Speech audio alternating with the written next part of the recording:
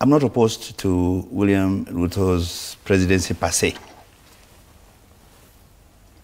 It's the principle. And I've raised it, and there's both a legal and a political argument. Mm-hmm. The law says the president can only serve for 2 terms, not more than 2 terms. Okay. It also says the deputy president can only serve for not more than 2 terms. They then go ahead and say... As the presidency, right? As the deputy president. Mm-hmm. They then go ahead and say that the deputy president can run for presidency, all right? Mm-hmm. After having served 2 terms as deputy president. So you imagine a scenario where Uhuru's 2 terms are finished, and the deputy president's 2 terms as deputy president are finished. And then he takes over as president with Uhuru as his deputy. Should then anything happen to the deputy president, Uhuru automatically becomes the president. That's the constitution. Okay.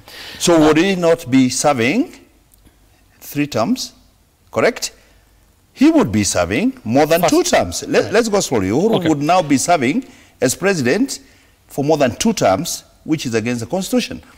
And that is why we're saying, as the presidency, they can only do 2 5-year terms each. That's David Murathe, the former vice chairperson of the Jubilee Party. He spoke yesterday on Newsnight on why he is opposed to Ruto presidency, but now he's saying that he's not exactly opposed to it, but based on principle and the law that he's citing there. What's your first reaction?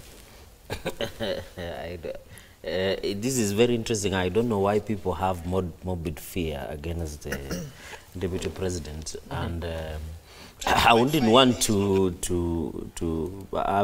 I did watch the yesterday Newsnight. Murathe spoke, and I don't think what he's just trying to do is an academic exercise and the growth of legal jurisprudence, which will be interesting for law school learners and the development of the constitution. But I don't think it will go beyond there, because as the president has said even a few weeks, that our main concern and concentration now is on the Big Four agenda. The politics will come in 2022. Kenyans will not be surprised in terms, because it seems that most of the sponsors of this political conman are hell-bent in Who is the political conman? David Murathe. He's a conman? Yes, he's a political conman. Okay. And he's perpetuating what we call political conmanship. What they are trying to do is to prepare ground for what we call political endorsement that was done way back in 2002 and maybe surprising Kenyans, and when you have 2 things. But I think we should, as a country, the president has talked, we are now in the handshake, although the handshake has its own a lot of problems. We are now in building bridges, but many people are busy building walls. So at the end of the day, as a country, I think we need to move forward and ensure we concentrate on the key issues, like ensuring the economic growth, job opportunities for Kenyans, delivering on the Big Four agenda of the president, and ensuring that. But I want to tell you that His Excellency the Deputy President and His Excellency the President are working as per the promise they made to Kenyans in ensuring that they deliver on the Big Four agenda and the economic transformation in this country. Okay, Mheshimiwa Senator Mwaura, you belong to the Jubilee Party, and this is your former vice chairperson, and has been on this onslaught indicating why he feels that the deputy president should not ascend to power. He has given some reasons which are not quite convincing, the way you look at it on the face of it, but what exactly is the agenda here, like, for the party?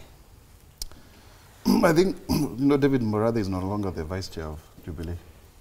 So really, he's not speaking on behalf of the Jubilee Party. But Jubilee also has a challenge. It must move from being just some 1 or 2 colors, some slogan, and 1 or 2 occasions. It must grow into some real political party. If at all, it is to survive, because you know very well political parties in this country, most of them do not survive to even the second elections. They either they diminish so, and then they become not very useful. But I think it is also very premature, in my opinion, to be discussing about the 2022 general elections. We are assured that William Ruto will be a candidate because he's the deputy president. But let us not really try to work so hard and look like we are already on electioneering, like tomorrow is an election. Surely it's only one day in so many years from now. And my take is that we are giving ourselves disservice, even as politicians, because by the end of the day, if you have to go back to the ground, how much money are you going to spend? You see, really, is it fair even for ourselves? Don't we even first enjoy serving Kenyans, you know, and delivering to them? Because even whoever will be president in 2022 will not be a magician or some angel, you know? By the end of the day, that person will require the support of all of us. So I think for me, I go to the point where the president has said very clearly, let us first work. And he told us when we were at State House, he told us, I will be the one leading the campaign for the deputy president the 5th year. He said so. And he told us that we should not pretend as if we are the ones who are going to teach him on how to campaign. But now, simmering ambitions around we young people, by the way, let me just locate the problem where it belongs. It is us young people who want to take sides so that we can be the pecking order. Oh, so Mwaura is senior than Cherargei in Tangatanga, or Cherargei is senior than Mwaura in Kileweke. You know what I mean? So that is where the problem is. And let us not try to drive a wedge on people. By the end of the day, there are those who support Deputy President William Ruto. There are those who beg to differ. There are those who support Raila Odinga. Kenyans will make a choice when the right time comes. If at all Raila Odinga will be on the ballot. You get the point? But sometimes I also tend to think that there are people who would want us to take sides so that we can advance their own personal vendetta. And personally, I don't buy that thought. Because, you see, I don't know where mulikosania wapi, mimi sijui. You know, until that is in the public, sometimes when you take those sides, you run the risk. You know what I mean? But let us maintain that we must deliver now. Let us support the handshake fully. Now, mimi, personally, I'm fully behind the handshake. Because I want us to de-risk our politics. We must have a country where we do not just fight for the presidency alone. We should have a deputy president, a prime minister, 2 deputies. Ministers should come from parliament. The first runners-up and his running mate should go back to parliament. That, for me, is what I support. So that Kenyans can feel they are on the table. Because in any case, Sam, being in government is a feeling. It's a feeling. Today, if you ask people in ODM, they actually feel in government because of Raila Odinga. And it's rightfully so. So why do we have to divide the whole country and say, you go to hell, we are the ones in government? You know what I mean? So Senator, my point is that let us concentrate, let us support His Excellency President Uhuru Kenyatta and Right Honorable Raila Odinga in bringing the bridges. Let us look at what is wrong in the Constitution. By the time there was something you were trying to allude to. When Murathe talks about some of those inconsistencies, I tend to agree with him to a certain extent. Because if you look at the Constitution, a deputy cannot be president, cannot be deputy for more than 2 terms. He can only, you know, run for president. But nothing precludes the president from being somebody's running mate. Are we together?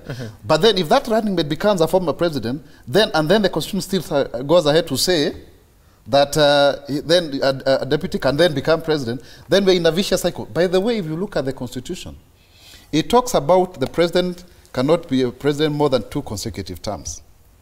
But for deputy president, more than 2 terms. The same problem we are having in Article 171 of the Constitution, where you have a practicing lawyer becoming a member of the JSC. So there are inconsistencies in the Constitution that we need to address at some point, because it become a problem in terms of how the law... you on this, Mwaura, you are the lawyer here and the chairperson of the Justice and Legal Affairs and Human Rights Commission at the Senate. And there's this confusion, or should I say assumed confusion, that a president can become a deputy president. But my basic understanding of the law is that if a president is now running to be a deputy president, in the event that maybe the president that he'll be serving is impeached or is incapable to continue serving, then he would ascend to power and become a president. That would be automatically... After the second, at least into the second half of the term. That would be exactly serving an extra term at the presidency. So does it need to be literally indicated in the Constitution that the president cannot run for deputy president, or is it a common sense question? I think when you look, that's interesting. When you look at the reason, you know, the Constitution is in itself an architecture and a design that it is not prescriptive, and that is why we have the courts of law that interpret the constitution. That is why some people, like the Murathe who was here, said they would move to court, even up to Supreme Court, for constitutional interpretation. And that is why I was saying there is what we call legal jurisprudence, or growth in courts of the constitution. And that is when the courts will now interpret based on that. But when you look at the constitution in itself, I agree there are some inconsistencies, and there has some been so clamor of let us go for referendum. People who said let us not pass now, and then let us amend and pass later. Others were saying let us pass and then come and amend later. And I think there are so many inconsistencies, as my colleague Senator Mwaura said. And therefore, I agree, because many people have argued that it can be like the Russian one, where you find Putin is now the prime minister, later Medvedev is the president, and the interchange and what have you. But those are some of the things that the courts of law now will give a direction in terms of constitutional interpretation. And in my own reading, I think it is possible to have the president come later and deputize somebody else, even after the 2 consecutive terms as a president, to come as a deputy president. But of course, in the spirit of, we shouldn't, I think the drafters of the constitution did not envisage such scenario.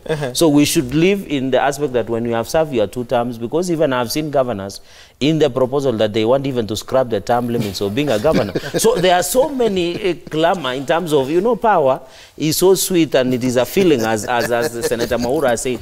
So when you look at the constitution, I want to agree there could be some inconsistency, and therefore I'm excited to see what the courts, the High Court, the Constitutional Court will tell this country. And even if it goes to the Supreme Court, then but where I sit, I think let us take it as it is, where you have served your 2 terms, either as a president, you just go and rest and see how this country is being run, as former Governor Graito Murungi told Moi in 2002. What's upon a time say? Your word on this. Well, first of all, I'd like to take exception with Senator Cherargei calling David Murathe a conman. He's a political conman. He's not here. The fact that he does not support DP Ruto, I do not think makes him a conman. And this idea of insulting everybody who does not support the DP is in bad taste, because not everybody can support the deputy president. I mean, some people will support him, some people will not. But you cannot brand everybody who does not support him. Members have been you cannot brand everybody who does not support him. Either conmen, I don't know, drug peddlers. You know, you have seen of late, there is a tirade, you know, a barrage of attacks on anybody who says, I will not support Deputy President William Ruto. So first of all, I'd like to take great exception with that and say that I wish you would say that if Murathe himself was here to defend himself, but he's not. So you calling him a conman is just throwing mud. 2 is what I think the point Murathe is raising, and whether he finds a foundation for it in law or not, is we have a loaf of bread, Sam, with you. You know? We share it equally. Okay? You eat half, I eat half. Okay? After now you've eaten your half, you now take again a full loaf, which you eat on your own. You know? So this is where the issue is coming in, politically speaking. And of course, the legal basis might never be found because of the way our constitution is drafted and how it's predicated. He may never find that. But I think the practical issue is, for the last 2013 to 2017, whether they agreed with it or not, Jubilee was really a 50-50 between URP and TNA. Okay. And even in the current government, you know, I mean, Kenyans know that these ones came through the deputy president, these ones came through the president. So the government has really been shared. And that's, I think, what is bothering some people, that now if we shared 50-50 in 2 consecutive terms, and then now you want a whole loaf for yourself, that is just the politics of it. It might not be right. That doesn't deny the deputy president from pursuing of course, I did not say it does. He can pursue them from here to where he reaches with them. Okay. I think there is nothing that stops him from pursuing his ambition. Okay. He can pursue his ambition, but people who refuse to support him, cannot be insulted in the manner I see his supporters insulting people. Okay, and I want to leave that topic at that, and very briefly look at page 18. Now what is it? Senator Mwaura, is there something you want to say? No. Okay, I'm just observing. You're a good observer.